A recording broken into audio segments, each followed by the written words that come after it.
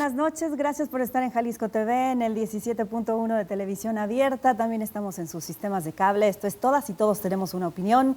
Mi nombre es Mafalda Aguario y hoy tenemos la mesa de opinión política como parte de la barra de opinión de Jalisco TV, que ustedes pueden sintonizar de lunes a viernes a las 10 de la noche. Y si quieren escuchar a nuestros analistas, a nuestras analistas con sus opiniones políticas, martes y jueves no se lo pueden perder. Hoy tenemos varios asuntos muy interesantes, pero antes de presentarles el adelanto de los temas que vamos a abordar, les recuerdo que también estamos en redes sociales, en Jalisco TV, Noti Jalisco TV y por supuesto la página web donde ustedes podrán consultar todos nuestros contenidos, jaliscotv.com. Vamos, acompáñenme a observar de qué se va a tratar la mesa de esta noche.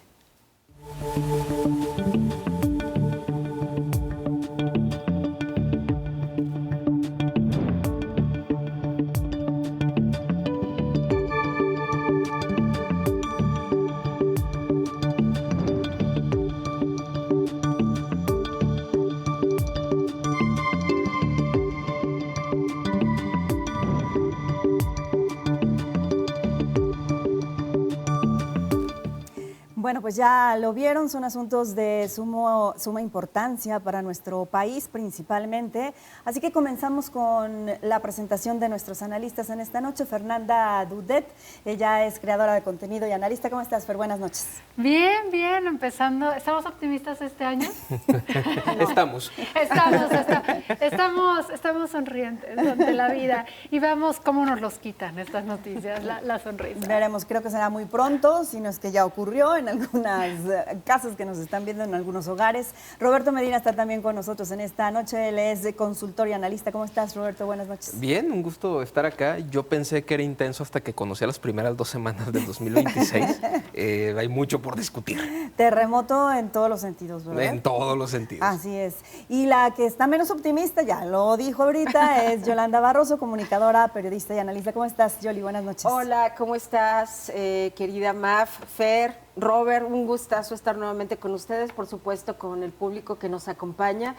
La verdad es que comenzó como un terremoto y con un terremoto este 2026, pero bueno, sigamos documentando el optimismo o el pesimismo, como quieran verlo, con las noticias y cómo se ha desarrollado este 2026, que ha tenido de todo, pero hoy vamos a platicar de eso, daremos nuestras opiniones y ojalá que ustedes también se sumen a través de las redes y nos digan qué les ha parecido este arranque de 2026 y con los temas que hoy se discuten. Exactamente, y hoy vamos a comenzar con un tema que está causando no solamente división de opiniones, sino incluso ya parece una ruptura entre aliados político-electorales, como es el caso de Morena, Partido Verde y Partido del Trabajo. Es la reforma electoral que se está cocinando, que se anunció desde hace ya mucho tiempo por parte de la presidenta Claudia Sheinbaum.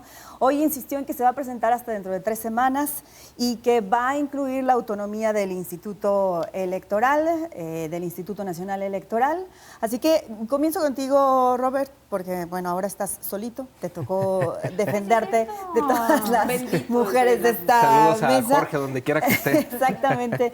¿Qué opinas de que hoy la presidenta insistiera en defender la iniciativa diciendo ni siquiera la conocen y ya se están quejando? A ver, hace algunos meses cuando anunciaron que iba a haber mesas para discutir lo que en aquel entonces a lo que ya se referían como esta reforma electoral, en esta misma mesa yo me mostré muy escéptico de esas mesas porque parecía que ya lo tenían todo muy definido, ¿no? Nos decían que iban a discutirlo, pero ya nos hablaban de la desaparición de plurinominales, ya nos hablaban de reducción de presupuesto público para los partidos, ya nos hablaban de un cambio total del organismo del árbitro electoral como lo conocemos, ¿no? Que dejaría de ser autónomo como lo es para formar parte de la estructura de gobierno. Y pues creo que no me equivoqué al mostrarme tan escéptico porque lo que estoy escuchando es exactamente lo mismo que se estaba diciendo. Entonces, no sé si en esas mesas se sentaron con el cafecito y con las galletas, platicaban de cómo iba la vida o si realmente se tomó alguna de las posiciones que se mencionaban. Bueno, es que no la conocen. Quien ha comunicado lo que trae esta reforma electoral son ustedes también. Ojo ahí, ¿no? Porque sí, si estamos discutiendo justamente sobre lo que ustedes nos han dicho que se va a tratar, sobre todo vividor del erario y un tanto inútil ya Pablo Gómez, que supongo que lo vieron muy desocupado y fue como de, encárgate de esto, ¿no? Para que no estorbes en otro lado. Pero a final de cuentas, me parece que trae situaciones que sí representan un peligro, ¿no? Los plurinominales existen por una razón. Es decir, nosotros no hubiéramos podido tener una apertura democrática y una transición democrática sin la existencia de los plurinominales en su momento, que después se convirtió en una cosa horrorosa. De acuerdo, son indefendibles, pero desaparecerlos me parece que no es una opción, que parece que es donde va a topar un poquito con pared por el asunto de los aliados y los partidos satélites de Morena. El hablar de menos financiamiento a los partidos suena bien en el papel. Yo sí creo que si yo no soy militante de un partido como tal, ni un peso mío tendrá que financiar sus actividades. Pero entonces, ¿cuál es la alternativa? Si de por sí lo que estamos viendo en el país, abres más la puerta a que entren financiamientos que pueden ser ilegales, por decirlo lo menos, ¿no? Me parece que, curiosamente, y volvemos a este inicio de año de repente tan atropellado, si a mí me hubieran dicho que de ahora dependemos del Partido Verde, no se las hubiera creído, o del Partido del Trabajo, ¿no? Y lo peor de todo y lo más triste es que no se va a discutir qué es lo mejor para esta cosa que no sé si todavía llamar democracia mexicana, pero se va a discutir con base en los intereses de estos partidos chiquitos. Y eso es lo que va a definir la pauta para que podamos ver una reforma electoral que, a diferencia que las que hemos tenido en el pasado, parece que esta nos lleva hacia atrás en lugar de algo mejor para adelante. Pero a ver, danos una clase de historia. Explícanos, por favor, porque es que siempre crecimos todos con este prejuicio de los plurinominales, porque ya nos tocó ver como, no sé, como la copia de la copia de la copia de la copia que ya sale toda distorsionada. O sea, históricamente, ¿por qué existen los plurinominales y cómo esto tenía en teoría la oportunidad de brindar un balance a las cámaras? El tema con los plurinominales es que te ayuda a dar una representatividad al resto de la población, ¿no? Si tú tienes 10 votos y 8 se van a un proyecto, está bien, ¿no? Que pase lo que tenga que pasar de acuerdo a la ley, en cuanto a curules, en cuanto a posiciones que ganan. Pero esos otros 2 votos también merecen representación. A eso se supone que deben de atender los plurinominales, ¿no? Que si yo voté por la opción no hegemónica en ese momento, pues yo también necesito a alguien que me represente en esos escaños, hasta en las regidurías, ¿no? Y también entramos en el debate de, ¿son los mismos, por ejemplo, pluris, los que se han llevado el descrédito solitos? Sí. O sea, nos han ayudado. Entonces hay que modificar. Y parece que hoy la presidenta da señales de que por ahí va la situación, de que en lugar de eliminarlos, van a modificar la forma como se eligen. De acuerdo, porque de repente ya son para el compadre, son para que tengas fueros, son para que usted no haga campaña, mi rey, usted véngase. Hay que modificarlos, y muchos hasta sin carrera política, pero que acomodaban a los plurinominales. Bueno, según entiendo de esta reforma que se va a discutir próximamente en el Congreso y que tiene hasta cerca del último día de mayo para aprobarse, además de esta reducción, por ejemplo, de 200 a 100 diputados, y para solucionar el tema de los plurinominales, decían, por ejemplo, de los partidos o sus aliados del partido que gane van a meter 2 senadores y en el segundo lugar meten un senador. Esto para acomodar 3 candidatos o 3 de sus representantes en el Senado, para solucionar el tema de los plurinominales, que es la forma de, ¿y qué va a pasar con los lugares de los pluris? Claro. Acomodan en primer lugar, repito, del partido que ganó meten 2 y del segundo lugar meten 1, para ir acomodando posiciones. Entonces, o sea, como que haciendo un recap aquí para la audiencia, el objetivo original de los pluris es que aunque tú no ganaras, o sea, diciéndote de que fuera la oposición o del candidato del partido que no quedó con la mayoría relativa, todavía hubiera de manera proporcional quienes representaran las voces de los otros ciudadanos que no ganaron las elecciones dentro de las cámaras. La bronca es que esto lo descompusimos y no entraron las personas que iban a representar esas voces, sino quién puso más dinero para la campaña, claro, quién tiene más, no capital social, sino quién es mejor operador, quienes tienen ciertos intereses, y vemos que en realidad se vuelve a comprobar una vez más que el derecho mexicano, la Constitución mexicana, la forma en la que están escritas las leyes en nuestro país son una verdadera joya, El problema son quienes les damos vida a esto, Sí, ¿no? y que no podemos tener nada bonito, ¿no? No, Partiendo desde ahí. A ver, Yoli, ¿crees que el hecho de que la presidenta diga hasta en 3 semanas vamos a presentar este primer borrador, porque ni siquiera dice que ya va a ser la versión final, todavía sobre ese borrador se va a trabajar en más consultas? Yo no sé qué tantas más consultas puede haber cuando ya se hizo también todo un trabajo de parlamento, ¿no?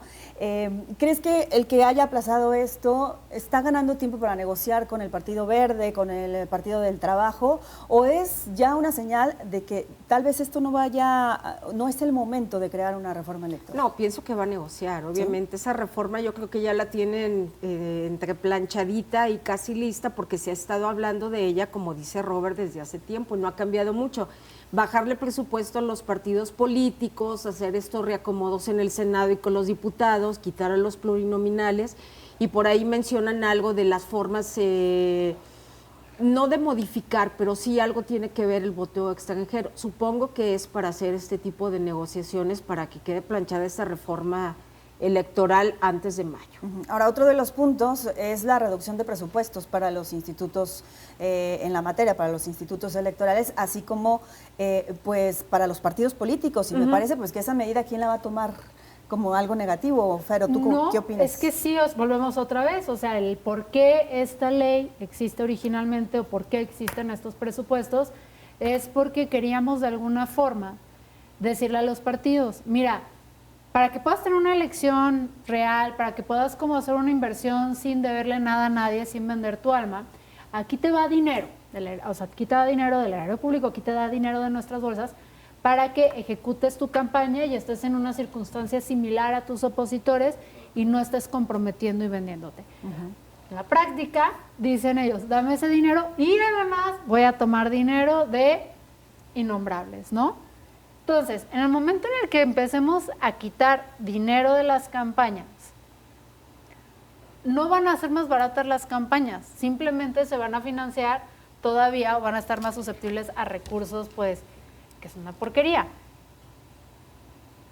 Me sorprende que en un mundo, y más con un sistema en el que ya tenemos para fiscalizar el dinero, en el que cada vez hay más controles en México, ya hemos recibido desde ya hace muchos años como que aplauso de otros lados de miras internacionales, en vez de seguir por ese lado, volteemos a decir, vamos a regular mejor las campañas, pero no solo eso. Ahora sí va a haber consecuencias a quienes no cumplan con los límites de campaña, etcétera. Entonces creo que realmente es que somos cíclicos, ¿verdad? Nos estamos creando otra vez problemas que habíamos resuelto a través de estas leyes, que el problema no es la ley o los presupuestos, sino cómo los controlamos y los implementamos. Y pues nada, o sea, pues a nuestros hijos ya les tocará otra vez volver a decir, hay que poner presupuesto. Y si hacemos una reforma electoral, van a sí, decir. tenemos a gente que representa a los que no ganamos, pero que fuimos una reforma, significativos. pero mejor que la del 2026. Pues ojalá, porque no pinta Bueno, bien. vamos a hacer una pausa, les invito a que hagamos este primer corte, pero también a que se queden con nosotros en Todas y Todos Tenemos una Opinión. Volvemos con más.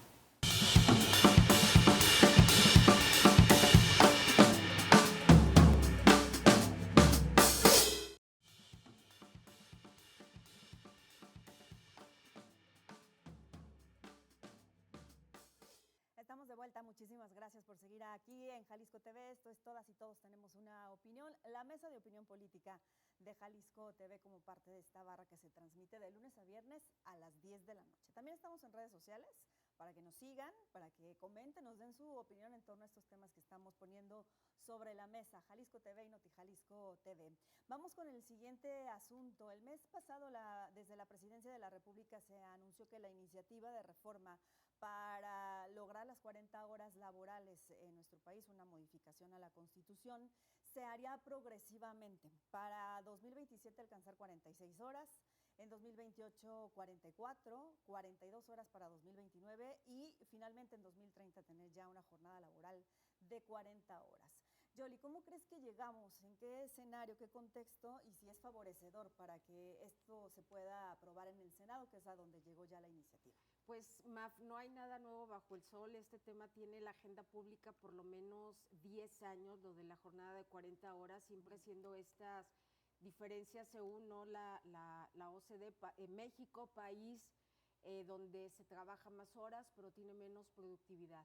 Obviamente para los empleados pues es un tema favorecedor, se intenta que tengan una mejor higiene laboral, se pretende que tenga la misma productividad y bueno, no afectaría ni a sus prestaciones ni todos los derechos que tienen los trabajadores. El punto es cuando contrastamos la opinión sobre todo de los pequeños empresarios, que es a quienes algunos se verían afectados laboralmente. Creo que es un tema que ya México debe entrar a este esquema para compararse pues con algunos de los principales países que tienen esta jornada implementada desde hace más de una década. El asunto es ver si realmente estamos preparados con pequeños empresarios, con microempresas que estén preparados para tener ya este esquema implementado y preparado también a sus empleados. Tú, Fernanda, ¿dónde observas que pudiera haber mayores resistencias, tanto fuera del ámbito legislativo como incluso dentro de la propia Cámara? Es decir, ¿hay alguna fracción, grupo parlamentario que ubiques que tenga mayor resistencia a que esto se concrete?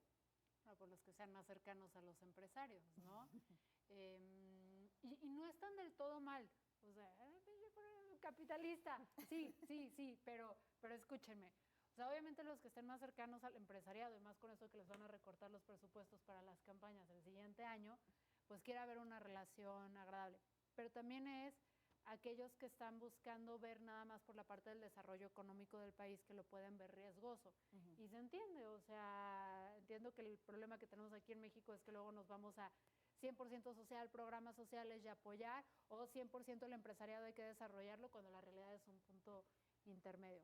Entonces creo que de ahí va a venir muchísima resistencia, y aquellos que quieran capitalizar políticamente de esto, pero tienen argumentos. O sea, tenemos que acompañar a los empresarios, y no estoy hablando necesariamente de las mega macroempresas que sí se pueden dar el lujo de limitar el horario laboral a las 40 horas, sino de la pequeña y mediana empresa, sobre todo la pequeña, que tiene que irse con incentivos fiscales, pero también tiene que ir con capacitaciones y recursos para que estos empresarios o estas pequeñas empresas puedan operar mejor con menos hora hombre, que es lo que se necesita, ¿no? Porque ahorita la bronca también es que si metemos estas nuevas leyes, metemos estas nuevas reformas, vamos a tener un grupo grandísimo de pequeños empresarios que se van a pasar a la informalidad.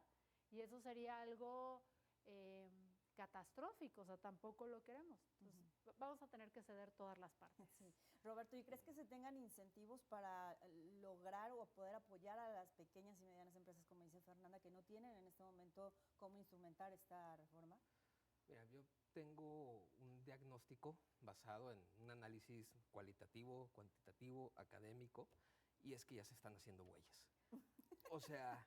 Apenas te iba a decir, no te nos pongas tan... ¿Qué más quieren discutir? Es decir, todas estas condiciones que tiene el país, todas, las sabemos desde el inicio de la discusión. Un país con más del 90% de sus empresas que son MIPYMES, variando entre el 49 y 51% de informalidad. Es decir, ya sabemos, ya están muy estudiadas todo lo que tiene que ver con el mundo laboral y empresarial mexicano. Tenemos organismos oficiales que lo van midiendo mes a mes, ¿no? En este punto ya me parece que están haciendo como que tratan el tema con ganas de no aprobarlo. O sea, es la lectura que yo le doy. Porque ya también hubo mesas, ya hubo foros, ya absolutamente todas las partes involucradas emitieron su opinión. ¿Hay incentivos o no? En este momento probablemente hay muy pocos, ¿no? Porque lo que vemos es un gobierno federal apretando cada vez más a las empresas, porque hay que sacar dinero de algún lado para comprar votos y programas sociales. Pero eso también ya lo sabemos, no los hay, ¿no? A mí lo que me choca mucho es la falta de transparencia al decir si va o no va. Porque si nos van a tratar otra vez con otras mesas y con foros, híjole, nos podemos aventar la trilogía del Señor de los Anillos, la del Padrino, y nos aventamos todas las de Harry Potter y vamos a terminar primero antes de que ellos hagan sus foros, ¿no? Yo creo que si nos vamos a esperar a las condiciones ideales para implementar algo así, nunca va a pasar. Habiendo sagas tan actuales y tú haces referencia a esas. Puede que suceda como la ley Silla, que ya está aprobada, que se le iba a dar tiempo, pasó desabrida o no. Muchos ya implementaron. Yo he preguntado, por ejemplo, en algunos supermercados que sí ya tiene lo de la ley Silla, que ya debió de verse implementado en muchos lugares. Las primeras semanas funcionó muy bien, les dieron su herramienta a los empleados, después ya se les olvidó y otra vez están parados, o muchos no la tienen o no la respetaron. Con esto, como dice Robert, de estos foros que se han hecho en distintas ciudades, donde han intervenido empresarios, académicos, yo pienso que también la han estado prolongando. Ahora, digo, lo nuevo que se sabe es que se va a implementar, como mencionaste, a reducir la jornada laboral 2 horas por año hasta completarla o que se queden las 40 horas laborales en el 2030. Es lo único, lo que ha variado y es el mismo discurso que han tenido desde hace meses, pero no dicen si va y si va aprobada ya por todos quienes tengan que aprobarla, ¿no? Por las cámaras y Senado y la Cámara de Diputados. Que ojo, que justamente esa reducción por años es una propuesta que hicieron las cámaras empresariales desde el 2023. Exacto. O sea, por eso insisto, o sea, ¿qué otro posicionamiento falta para que ya se apruebe? Porque lo único que están provocando al atrasar su aprobación, que eventualmente va a pasar, o sea, eventualmente va a pasar, y lo único que están provocando al resistirse tanto y alargarlo es justamente alargar el siguiente proceso, la aplicación, porque ahí vienen las otras resistencias y tienen que entrar los inspectores de las secretarías del trabajo, ¿no? O sea, lo único que estamos haciendo es retardar todo ese efecto que eventualmente vamos a vivir. Y la bronca es que a finales de este año ya volvemos a entrar en temas electorales. Que ese es el problema, porque no es que lo vaya retrasando y el deadline o la fecha límite en el que se va a implementar también se va recorriendo. Es que vas atrasando el que sí o sí se va a aprobar y el proceso de transición para lograrlo va a tener que compactarse en menos tiempo y eso va a generar mayor desestabilidad dentro de las empresas en vez de decir, es como ponerte a dieta. O sea, es diferente ponerte a dieta sabiendo que en un año quieres... Es que no queremos ser gordofóbicos ni nada, pero entonces digamos dieta de músculo, lo que tú quieras, pero en un año este es el objetivo. Quiero bajar el colesterol o lo que tú quieras, o a decir en 2 meses. O sea, las medidas van a tener que ser drásticas y vas a tener un sistema que entra más en shock si lo haces en menor tiempo. Pero la bronca es que, o sea, me parece que lo único que, insisto, si tú empujas esta discusión a finales de año, lo más probable es que la vuelvas a meter a la congeladora, porque viene el tiempo electoral. Yo lo que voy es, ya discutiste todo, de todos modos la vas a aprobar, apruébala ya y justamente ve con la prueba y el error. ¿Que no lo van a aprobar antes de elecciones, siendo que esto les generaría muchísima atracción? La bronca depende con quién. Volvemos a lo mismo, porque necesitamos dineritos para las campañas. Pero más allá de esos temas turbios, o sea, lo único que veo es eso. O sea, ya no hay una sola cosa más que se tenga que discutir. Pero a ver, déjame regresar a lo que decías, depende con quién. Te refieres a que sí les atraería más votos entre la gente, pero les restaría simpatías con el empresariado, con los capitales. Es que es aquí un KPI es un ROI, porque tienes que calcular qué me conviene más. Dinero en pauta, publicidad, programas sociales, ¿qué me genera más votos? ¿Eso? ¿En qué se traduce? ¿O se traduce más la simpatía de la gente porque les doy ahora el sábado libre? Entonces ahí es un cálculo muy frío el que tienes que hacer, ¿no? Que justamente entre más lo alejes de los tiempos electorales, hay menos herramientas de negociación.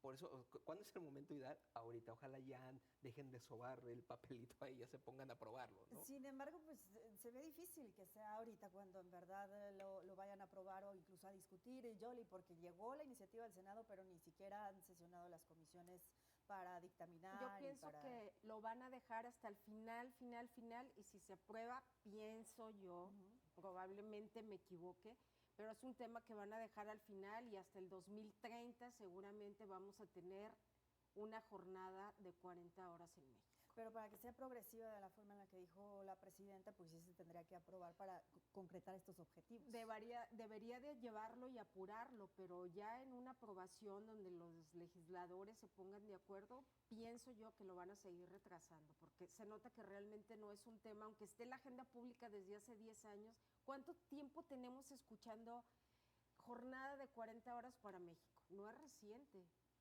Esto ya tiene bastante tiempo, pero bueno, de que ha tomado relevancia porque ya se hizo una propuesta, porque ya se llevó con los legisladores, pero no se les ven muchas ganas de aprobarlo, pero bueno.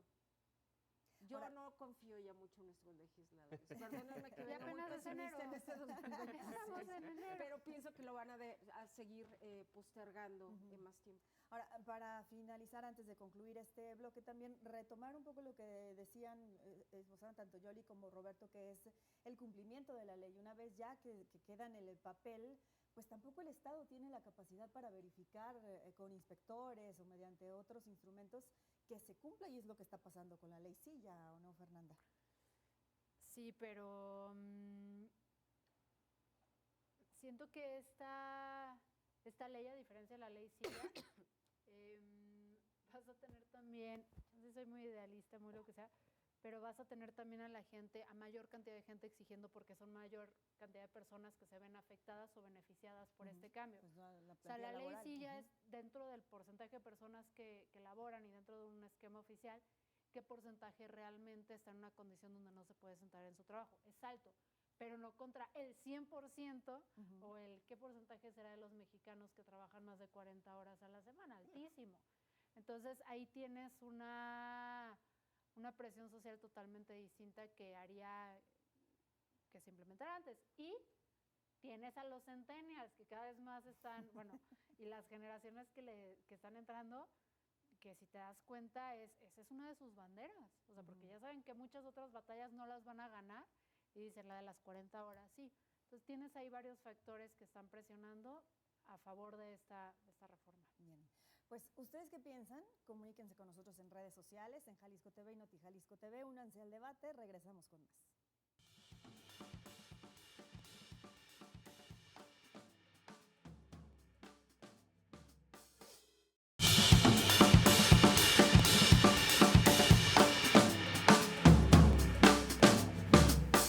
Continuamos con más de Todas y Todos Tenemos una Opinión. Esta noche en la mesa de opinión política de Jalisco TV nos acompañan Fernanda Dudet, Roberto Medina y Yolanda Barroso. Y el tema que sigue a continuación es uno pues, de los más candentes en esta semana. Ya lo dijimos, este inicio de año fue bastante abrupto, muy accidentado, sobre todo por las acciones del gobierno estadounidense encabezadas por Donald Trump y pues las constantes amenazas y advertencias que ha hecho sobre sus intenciones en México. Hay que hacer algo en México, es lo que ha dicho reiteradamente el presidente Donald Trump. Y hay quienes consideran que entre eso que quiere hacer Donald Trump es pues llevarse botines como políticos que tienen presuntos nexos criminales en México. ¿De dónde crees, Yoli, que saliera esa versión? ¿Hay sustento para decir que Estados Unidos va tras estos presuntos narcopolíticos? ¿O es una fantasía que tienen algunos miembros de la oposición? No, pienso que vienen con sustento y los rumores salieron de algunas publicaciones de medios estadounidenses. Según escuché, rumores que se encargó de desmentir la presidenta Claudia Sheinbaum, que habrá, ahora sí que como dicen en el pueblo tenemos nuestros asegúnes.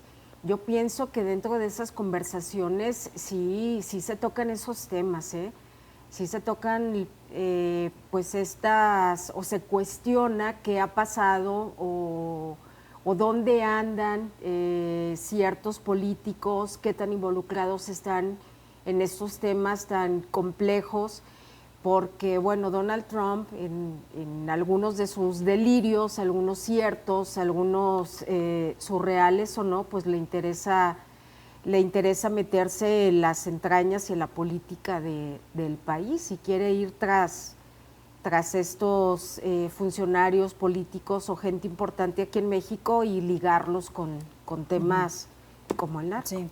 Fer, ¿tú crees que exista en la presidenta, en su gabinete o incluso entre funcionarios de otros niveles de gobierno preocupación por esta situación? A mí lo que me pesa es la temporalidad en lo que sucede esto, porque piensen esto, imaginen conmigo, o sea, producción, sé que exijo demasiado de ustedes, pero ojalá y tuviéramos presupuesto para hacer un calendario de Adviento. Imagínate Navidad, ¿ves estos gringos que sacan cada casita lo van abriendo de acuerdo al día de Navidad previo, ¿no? Yo soy la que sí, por supuesto. Pero imagínate que así hubiera presentado la lista, ¿no? Y hoy vamos por inserte el nombre del político que usted quiera, probablemente acertará. Y ahora vamos por, eso yo siento que hubiera sido un gran regalo de Claudia, te regalo este O sea, como calendario gender adviento. reveal, pero... Sí, Pero de políticos. esa es otra idea. Con Mira, el partido... si necesita creativos, Sí. aquí andamos. O sea, también lo interesante es que por un lado sale Sheinbaum y dice coordinación, no subordinación, pero bajita la mano sí tiene que apretar por la investigación en cuestiones fiscales, la investigación en cuestiones criminales, porque esto al fin y al cabo, esa pseudolista o esos argumentos son pretextos que luego usará Trump pues, para hacer lo que le dé la gana, porque si algo aprendimos todo, es que Trump va a hacer lo que le dé la gana. Entonces, entre menos argumentos le des más, porque es entre menos argumentos válidos, pero ya creo que ni eso aplica con Trump, ¿verdad? O sea, argumentos, lo que sea. Mañana quiero que se vistan todos de verde en México. Sí, señor. Sí, eso ocurre porque todavía la presidenta está insistiendo, Roberto, en que no se ha abordado ese tema. En esa última llamada que tuvieron de 15 minutos tampoco le pidió nada parecido. Pero si eso ocurriera, ¿qué impacto tiene para México y para el gobierno incluso de la 4T? Mira, a la 4T le pueden pasar muchas cosas de noche, pero no te metas con sus narcos. Porque si tú te metes con sus narcos, inmediatamente salen a defender, los protegen, los abrazan, le dan puesto para que tenga fuero.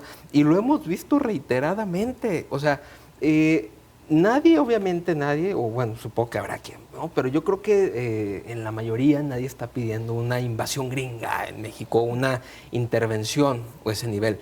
Pero hay verdades que bueno, duelen. Lili Telles no lo sé. Por eso digo que habrá algunas personas. Pero hay verdades que duelen. Y una de esas verdades es que el crimen organizado tiene cooptado gran parte del país. ¿Qué nos hace pensar que buena parte de esas personas, incluso de algunas elegidas popularmente después de financiamientos raros, y algunos que les sale una cuentita bancaria por allá, la mansión por aquel lado, ¿qué nos hace pensar que no están involucrados? Lo peor de todo es que no hay una investigación que lo confirme o que lo niegue. O sea, ese es inmediatamente el manto de impunidad. Por eso, digo, o sea, no creo que es algo que ni siquiera tendría que exigir Donald Trump, haya existido o no haya existido la conversación, pero es una verdad que duele, y por eso se ponen también todos tan tensos, porque saben que tienen al enemigo en casa. ¿Tú sí crees que hay preocupación entonces en el gabinete, puede ser, o en niveles más...? Son tan desvergonzados que no sé si exista preocupación como tal, pero yo creo que ellos saben que hay motivos para que existan ese tipo de declaraciones. Yo le ibas a decir. Y en esas verdades que duelen, ¿ustedes piensan que no ha habido alguna conversación, llamada telefónica o en alguna reunión de autoridades estadounidenses, no necesariamente el presidente Donald Trump, embajador, o cuando manda, no sé, alguno de sus representantes con el representante, ya sea Ebrard o de las altas autoridades o la misma presidenta, que no se toquen esos temas? A ver, acá tenemos de tu político... Sí, claro. No quiero mencionar a Dan Augusto, pero lo voy a tener que mencionar, o algún otro de los grandes. Presuntamente, para protección de producción. Presuntamente Augusto, bueno, por mencionar, no sé, alguien, depósitos y sacan las cuentas millonarias bancarias, los depósitos que están allá. ¿No creen que sea tema de conversación? ¿No dudan de eso? Nunca ha sido tema, jamás se ha tocado en llamadas telefónicas, en ninguna reunión. ¿Ustedes creen que nunca se ha tocado, que nunca se ha hablado de...? Porque pueden confiscar todos los depósitos, todas las casas, por favor, que tienen allá, las compras. No, simplemente ¿Creen el quitadero de visas. ¿Nunca se ha tocado ¿no? ese tema o en esa sospecha de quién pudiera estar involucrado en negocios ilícitos y con esa compra ilícita de dinero sucio estén comprando allí en Estados, presuntas compras compras reales con presunto dinero sucio en Estados Unidos? ¿No creen que lleguen a tocar? Sí, entonces, ¿por qué se niega?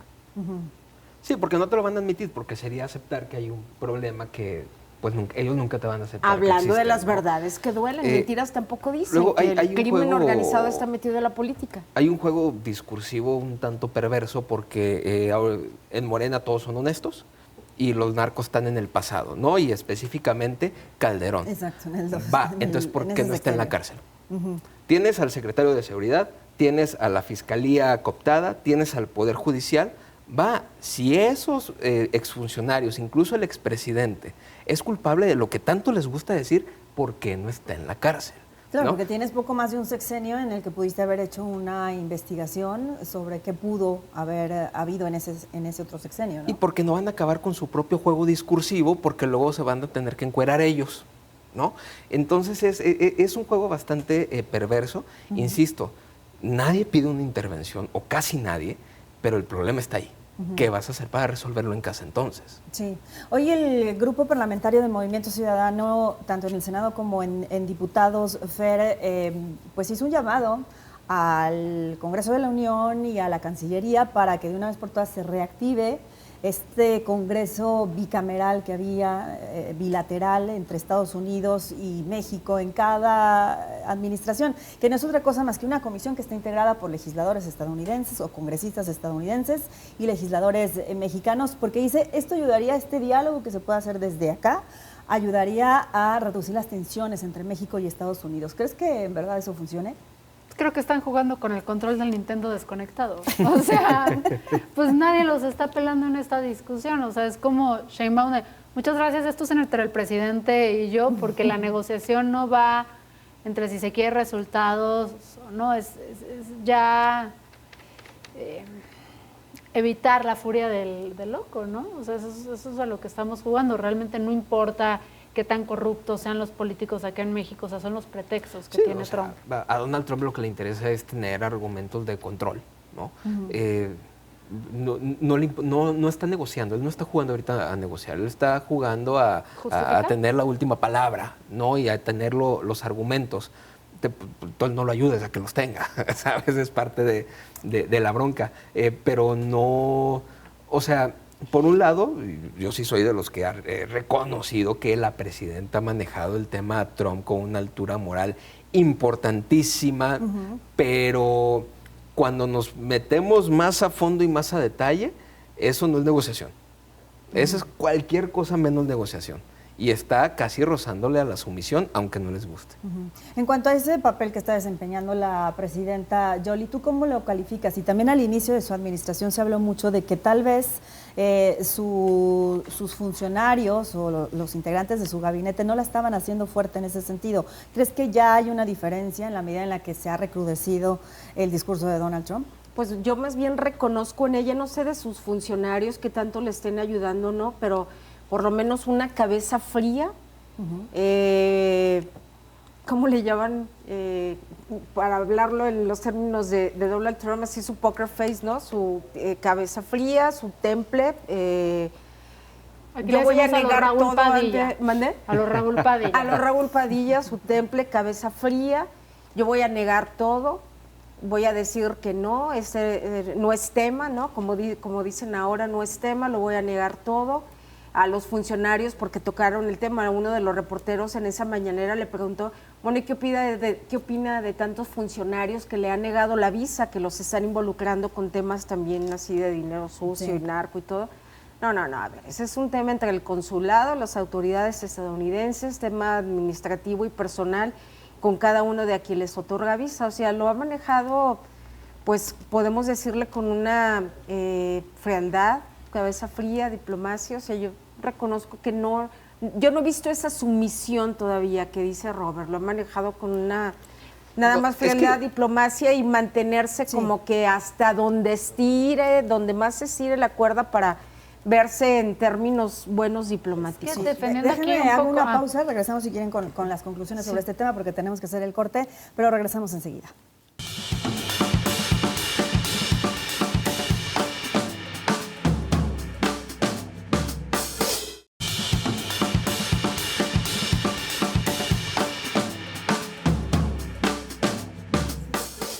Aquí sigue la discusión entre nuestros panelistas de esta noche. Aquí en Todas y Todos tenemos una opinión. Estábamos hablando antes del corte acerca del papel que ha desempeñado Claudia Sheinbaum en este juego al que la ha metido Donald Trump en distintos temas. Fer, ¿ibas a decir algo con respecto a eso? ¿Tú tienes una opinión? Es que, pues, o sea, sí creo que es o sea, no te están preguntando. Alguien con más poder, con menos control, con menos de capacidad o voluntad de seguir las reglas del juego que se llaman como tratados internacionales, leyes, derechos humanos, te está diciendo esto es lo que voy a hacer y esto es lo que quiero hacer.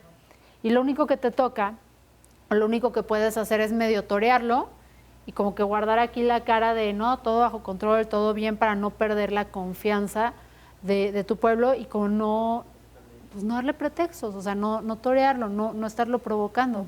Creo que en ese sentido yo también sí coincido que Sheinbaum se ha visto bastante hábil y creo que ahí AMLO pues la capacitó bastante bien para saber lidiar con viejos necios. O sea, Pues sí, o sea, es el boxeador que entrena todos los días, ¿no? o sea, la señora sabe perfectamente manejar ese tipo de perfiles en su debida proporción. ¿Querías añadir algo también, Roberto? Solamente, a ver, yo creo que hay dos aspectos. Uno, donde mejor se ha visto la presidenta, que es en los términos discursivos, ¿no? Que se ha visto con dignidad, se ha visto como, yo sí lo definiría, que se ha visto como una líder de Estado. Pero luego cuando ves las acciones, claro que hay cierta sumisión, ¿no? Es decir, mándame el ejército para que no pasen migrantes por ahí, se lo mandamos, mándalo acá, se lo mandamos, extradiciones. Simplemente nos podemos pensar en casos como el del Mayo Zambada, de cómo básicamente lo secuestraron y se lo llevaron. Nadie hizo más preguntas, ¿no? Sino que esta figura que quién sabe de dónde se sacaron para enviar a criminales a Estados Unidos. Entonces, sí hay cierta sumisión, sobre todo en acciones de seguridad respecto a Estados Unidos. Sí. ¿Algo más, Yoli, o cambiamos ya el tema? Sí, coincido con Robert. Probablemente no se ha visto sumisa en el discurso, aunque coincide probablemente en acciones sí está haciendo buena parte de lo que Estados Unidos velada y claramente está pidiendo. Bien, pues vamos a cambiar ahora de asuntos, vamos a cambiar de tema. Ya decíamos que este año ha iniciado y nos ha tomado por sorpresa en muchos aspectos. Uno de ellos fue el accidente mortal para 14 personas del tren interoceánico y pues se habló de que iba a haber una investigación por parte de la Fiscalía General de la República, pero muchos otros insistían en que no debía parar ahí el asunto, que este era un tema en el que se tenía que investigar una presunta corrupción. Y finalmente, ya después de no sé cuántos días, la secretaria del ramo anticorrupción dijo que efectivamente están haciendo una investigación, una auditoría para descubrir si hubo omisiones tanto de servidores públicos, funcionarios, como de empresas que participaron en la construcción, entre otros proveedores pudiera ser también. ¿Cómo recibimos esta noticia, Roberto? No, bueno, van a llegar primero las 40 horas laborales antes de un resultado de una investigación a fondo, ¿no? El tema del tren interoceánico es muy importante por lo simbólico, ¿no? Por lo que representa en términos del proyecto de gobierno, por lo involucrado que estuvo Bobby y sus amigos, ¿no? Incluso con aquellas, con esas grabaciones que sacó en su momento Latinos de ya cuando se descarrile vemos, bueno, ojalá que comiencen a verlo, y pues el hecho de que hay víctimas mortales, ¿no? Sí. Que aquí entra otro juego perverso discursivo, porque inmediatamente todos los cuatroteros es que quieren lucrar con la tragedia. Bueno, es que les voy a recordar lo que ustedes hicieron con los 43 en su momento, ¿no? O sea, es como ahí está bien y aquí no.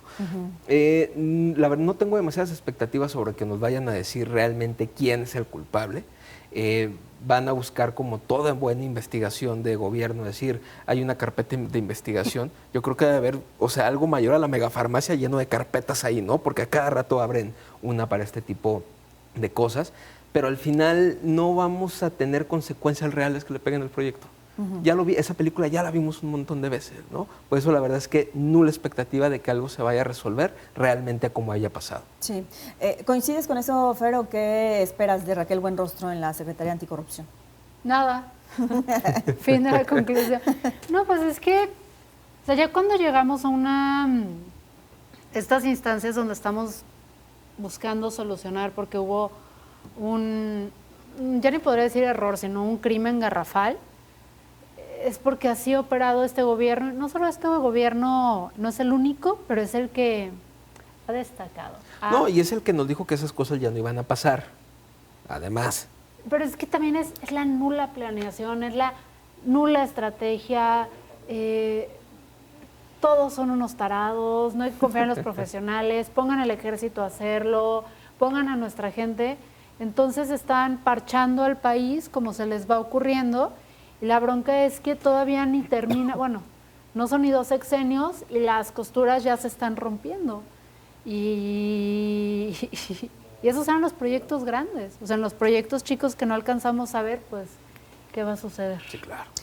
Si algo nos ha demostrado la historia, Yoli, es que pues las autoridades militares, llámese Sedena, que en este caso fue quien se encargó de este proyecto, de esta obra, o llámese el ejército, como quieras, pues han salido prácticamente impunes de los grandes escándalos que ha habido en torno a ellos. ¿Crees que ahora vaya a haber alguna diferencia?